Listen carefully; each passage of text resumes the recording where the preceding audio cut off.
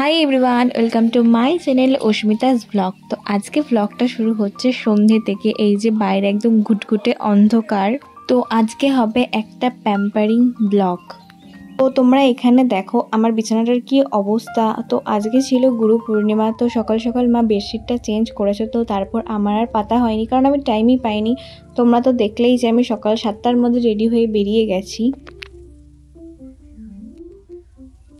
তো সেই কারণে তখন আমি আর বিছানার চাদরটা পাততে পারিনি। তো ভাবলাম যে এখন সন্ধ্যেবেলা বসেই আছি, তো নিজের স্কিন আর ঘরটার একটু যত্ন করে নিই, মানে ঘরেরও যত্ন হয়ে যাবে, স্কিনেরও যত্ন হয়ে যাবে। তো সকালবেলা বেরিয়ে আমার স্কিনের অবস্থা একদম খারাপ হয়ে গেছে। তো আমি প্রথমে এই যে ফেসটা ভালো করে একদম ফেস ওয়াশ দিয়ে ক্লিন করে চলে এসেছি। তো এখানে লাগিয়ে নিয়েছি আমি একটা প্যাক। তো এই প্যাকের মধ্যে আছে মুলতানি মাটির প্যাক আর দই এরকম মিশিয়েছিলাম। তো তোমাদের আমি এই ভিডিওটা আলাদা করে দেখাবো। তো তারপরে আমি চলে এসেছি মুখ ধুয়ে, এক বাটি জল নিয়ে বসে গেছি ফেস স্টিমিং করতে। আর হ্যাঁ, বাটিটায় কিন্তু গরম জল আছে। তো এই যে আমি এভাবে ফেস স্টিমিং করি, একটা বাটির মধ্যে জল নিয়ে তারপর তোয়ালে দিয়ে মুখটাকে কিছুক্ষণ 1-2 মিনিটের মতো ঢেকে রাখি। দেন তারপরে আবার মুখটা খুলে একটু জলটা মুছে আবার ওই একই প্রসেসে এরকম 5-6 বার আমি করি। যতক্ষণ না জলটা ঠান্ডা হয়, যতক্ষণ ধোয়া বেরোয়, ততক্ষণ আমি এই প্রসেসটা করতেই থাকি। আর এই প্রসেসটা করলে না মুখটা বেশ সুন্দর লাল লাল একদম সুন্দর হয়ে যায়। দেখো স্কিনটা কি সুন্দর পরিষ্কার লাগছে। তো তারপর আমি চলে এসেছি এই যে টোনার লাগাতে। আমি তো সবসময় গুড ভাইবসের প্রোডাক্ট ইউজ করি, এই প্রোডাক্টগুলো আমার খুবই ভালো লাগে। তো টোনার লাগানোর পরে আমি তারপর ভালো করে মুখটাকে এই যে টোনারটা ভালো করে গোটা মুখে অ্যাপ্লাই করে নেব।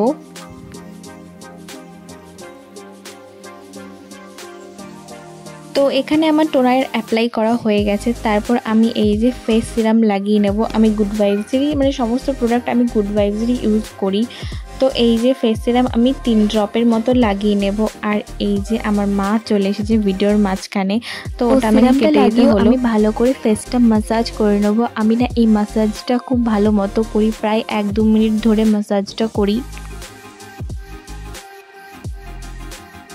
ও তারপর আমি অ্যাপ্লাই করব ক্রিম। এই যে এই গুড ভাইবসের ক্রিম, এটা হচ্ছে জেল ফর্মের ক্রিমটা। আর এই ক্রিমটা খুব ভালো, মানে ভালো মতো মুখে অ্যাবজর্ব হয়ে যায়। আর আমি না একটু মানে ময়শ্চারাইজার একটু বেশি করে লাগাই, মানে তোমরা তো দেখলে বুঝতেই পারো মুখটা একদম তেল তেল করে, কিন্তু 1-2 মিনিটের মধ্যে সেটা ভালো করে স্কিনে অবজার্ভ হয়ে যায়। তো এই ক্রিমটা তো খুবই ভালো। তো আমি এখানে ক্রিমটা লাগিয়ে ওই একইভাবে ভালো করে মুখটা ম্যাসাজ করে নিই।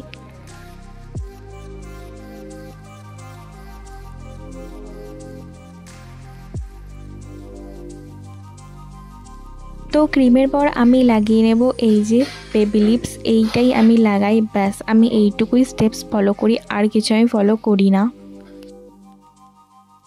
তো তারপরে এই দেখো সকালে আমি এই দুটো জুয়েলারি পরেছিলাম, এই কানের আর গলার চেনটা। তো এটাকে আমি এই বক্সটায় ঢুকিয়ে রাখবো। আর এই বক্সটা না আমাকে পাশের বাড়ি একটা বুনো গিফট করেছে। দেখো কি সুন্দর এই টুকিটাকি জুয়েলারিগুলো বেশ এখানে ভালো মতো লাগা যায়। এটা হচ্ছে মাদুর কাঠির মেবি হবে, কিন্তু খুব ভালো, এই টুকিটাকি জুয়েলারিগুলো খুব ভালো মতো রাখা যায় এই বক্সটায়।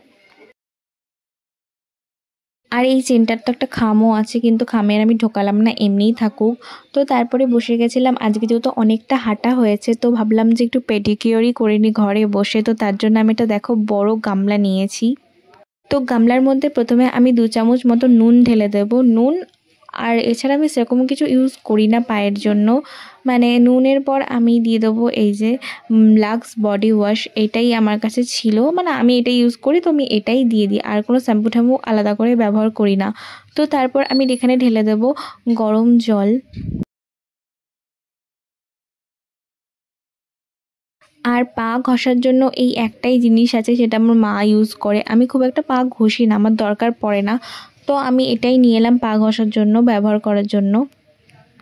আর তোমরা দেখো রোদে বেরিয়ে বেরিয়ে আমার পাটায় কীরকম বাজেভাবে ট্যান পড়েছে, জুতো স্ট্রাইপসে সেই ছাপটা পড়ে গেছে, মানে একদম যা তা অবস্থা। তো এই ট্যানটা আমার এ জন্মে উঠবে বলে মনে হয় না, কারণ যেরকম ট্যানটা পড়েছে একদম গাঢ় করে, জানি না আমি উঠাতে পারবো কি না। মানে আমি চেষ্টাও করি না, কারণ হচ্ছে আমাকে সেই জানি আমি কালকে আবারও আমাকে রোদে পড়াতে যেতে হবে। তো তার জন্য আমি মানে ওঠানোর চেষ্টাও করি না, উঠিয়ে কী হবে, শুধু শুধু টাকা নষ্ট হবে। কারণ পায়ে সানস্ক্রিন অ্যাপ্লাই করার মতো আমার টাকা নেই ভাই, তাই থাক ভাই, ওটা ট্যান পরেই থাকুক। তো তারপরে এই যে পা এর আমার পেডিকিউর করা হয়ে গেছে, তো আমি এখানে ভালো করে পাটা মুছে নিয়ে আমি ইউজ করব এই যে পন্ডস জেল ক্রিমটা আর বডি অয়েল, দুটো একসাথে আমি অ্যাপ্লাই করি। হ্যাঁ, এইটা আমার খুব ভালো লাগে পায়ে অ্যাপ্লাই করতে। তো তারপর চলে এসেছিলাম হেয়ার কেয়ার করতে। হেয়ার কেয়ারের মধ্যে কিছুই নেই, শ্যাম্পু করা আছে, তো চুলটাকে ভালো করে আঁচড়ে আমি একটা বেনি করে নেব। তো এই হচ্ছে আমার স্কিন কেয়ার প্রসেস, মানে স্কিন কেয়ার হেয়ার কেয়ার যাই হোক না কেন, এটাই আমার প্রসেস, এর বাইরে আমি বেশি কিছু করি না। তো এই ছিল আজকের ব্লগ। যদি তোমাদের ভালো লেগে থাকে তাহলে অবশ্যই লাইক আর সাবস্ক্রাইব করে দিও আমার চ্যানেলটাকে। তো টাটা, দেখা হচ্ছে নেক্সট ব্লগে।